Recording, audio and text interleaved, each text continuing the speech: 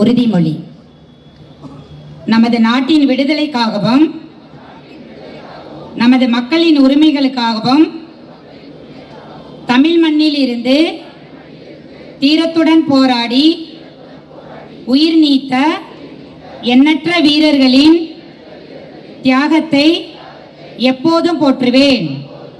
நமது அன்னை தமிழ் மொழியை காக்க உயிர் தியாகம் செய்த மொழிபோர் தியாகிகளின் இலக்கை நிறைவேற்றும் வகையில் தொடர்ந்து பாடுபடுவேன்.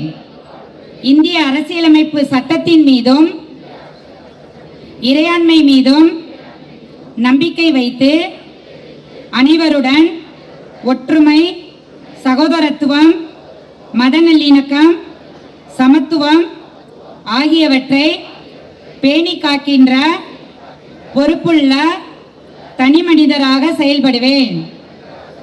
மக்களாட்சி, மதசார்பின்மை, சமூக நீதி பாதையில் பயணித்து என்றும் மக்கள் நல சேவகராக கடமையாற்றுவேன் என உறுதியளிக்கின்றேன்.